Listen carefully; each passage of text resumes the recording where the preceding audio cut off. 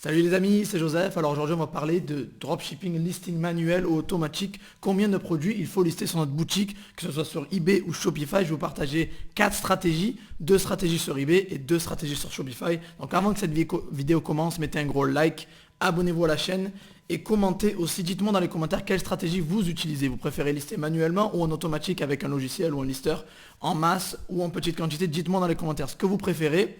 Et ça va être une vidéo très lourde. Je fais beaucoup moins de vidéos qu'avant, mais je l'ai fait beaucoup plus longue et poussée, beaucoup plus développée. Je suis de retour avec ma chemise favorite et on va commencer cette vidéo. Mais avant qu'on commence, je voulais juste vous dire une chose.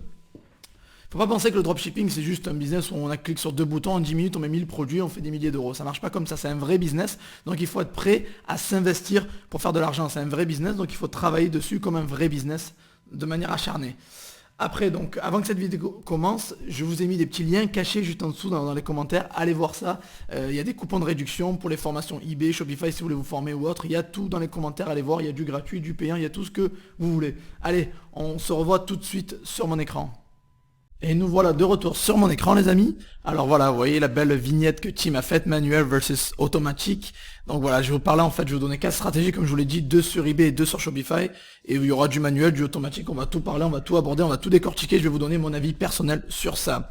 Donc pour débuter, alors sur eBay, on va commencer par 2 stratégies sur eBay, restez bien jusqu'à la fin, parce que je vais vous balancer les stratégies Shopify et les petits secrets toujours vers la fin.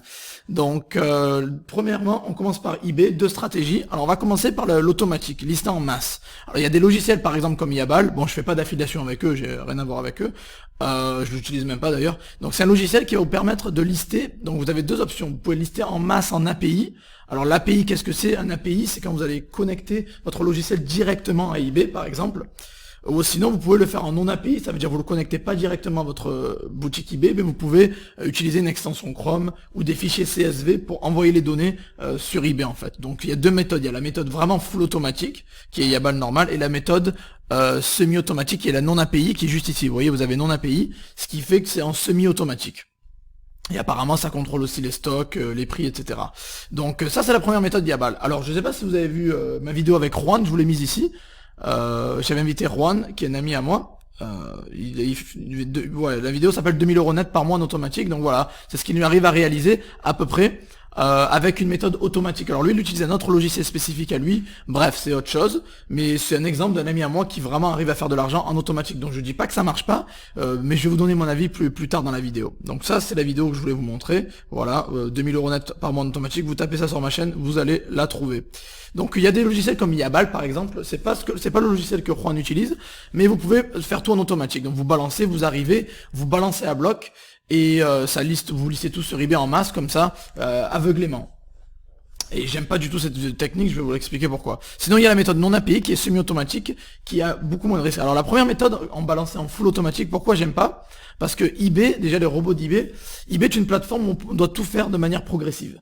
Donc on doit lister progressivement, faire de l'argent progressivement, tout doit être fait progressivement. Et si vous arrivez, vous balancez à mort dès le début, vous allez vous faire blacklister, vous allez avoir une restriction de visibilité. Et bon, on va vous demander un contrat, des factures, bon ça c'est inclus dans ma formation de dropshipping, c'est inclus à l'intérieur, mais eBay n'aime pas ça. Ça veut dire que si ils vous mettent une restriction de visibilité, ça va être très dur pour vous de vendre. Vous pouvez la contourner bien évidemment avec les méthodes que je partage dans la formation, mais il y a un risque. Et moi je vous conseille pas de faire ça parce que c'est pas comme ça que vous allez réussir à long terme.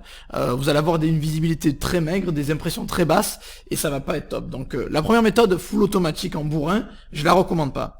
Mais après, il y a une autre méthode, qui est la non-API, qui est semi-automatique, qui vous permet, en fait, de gérer plusieurs stocks, etc., qui est pas mal aussi, mais il ne faut toujours pas lister en masse, parce que le listing de masse, en fait, si vous voulez, eBay aime bien le listing de manière progressive. Et si vous arrivez et vous listez d'un coup 10 000 produits, ça va flaguer, ça va pas être bon. Déjà, vous avez des limites qui sont assez restreintes au début, sauf si vous avez la formation Stealth, vous savez comment avoir des limites élevées avec un compte dès le début. Bon, ça c'est dans la formation Stealth.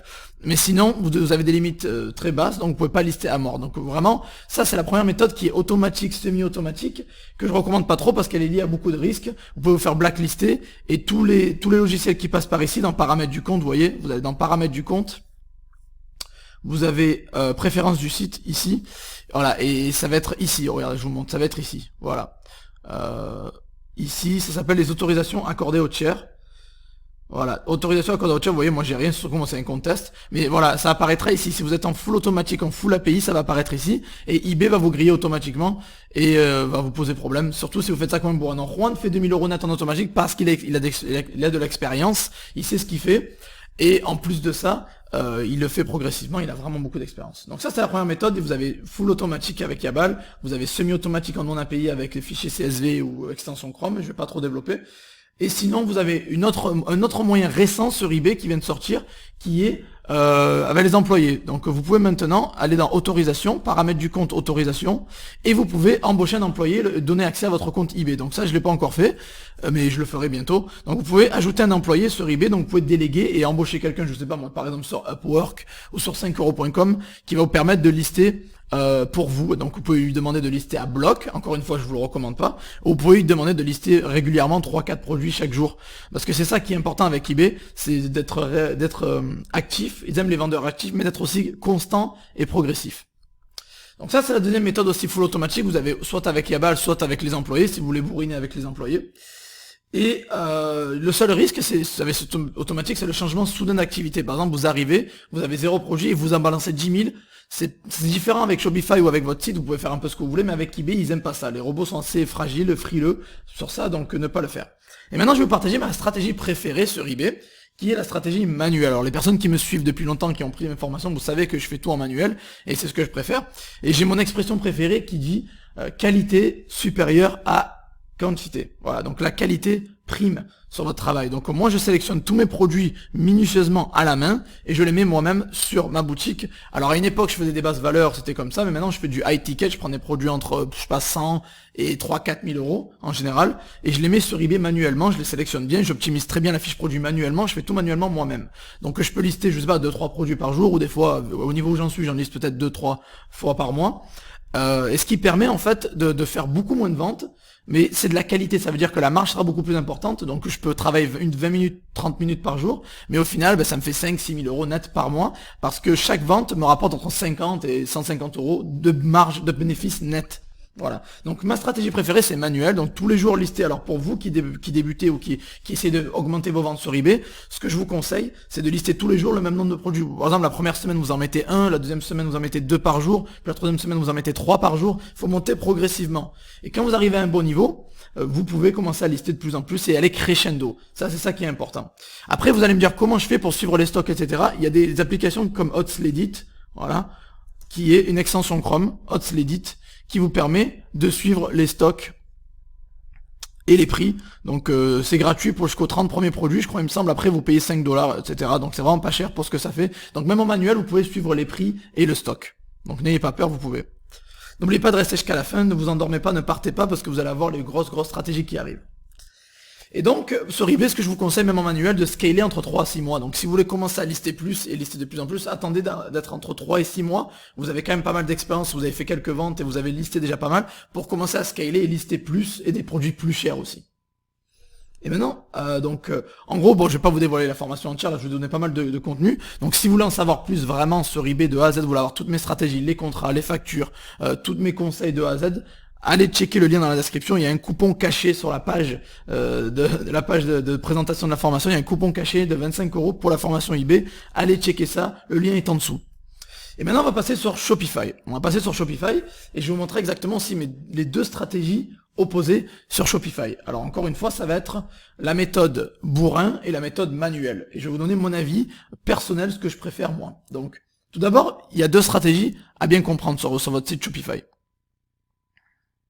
Voilà, donc ça va vraiment dépendre de ce que vous faites. Alors vous avez deux méthodes principales. Généralement, les personnes font soit les pubs payantes pour avoir des résultats rapides, soit du SEO. Alors on va en parler. Alors d'abord pour les pubs payantes en fait, donc moi ce que je recommande encore une fois dans ma formation Shopify Google Ads, ce que je recommande par exemple c'est on va dire voilà, moi ma méthode principale c'est ça, vous tapez ordinateur portable, j'apparais ici, voilà. Moi mon but c'est si quelqu'un cherche sur Google un ordinateur portable, que j'apparaisse ici. Et ça c'est du Google Shopping en fait, vous avez ici, vous allez dans la section Shopping de Google, qui est exactement, parfaitement faite pour faire du shopping, et voilà, mes produits moi apparaissent ici en général, voilà ici, dans Shopping, ou sinon sur la page d'accueil ça apparaît ici. Donc ça c'est la pub payante que je recommande, Google Shopping. Par contre si vous faites ça, Vous n'allez pas pouvoir lister en masse et avoir 10 000 produits, sauf si vous êtes vraiment riche. Pourquoi? Parce que pour que Google donne la visibilité qu'il faut à vos produits, il va falloir avoir un budget proportionnel correspondant à vos produits. Donc si vous avez 100 produits, moi je vous conseille de au moins avoir 50 euros par jour de budget.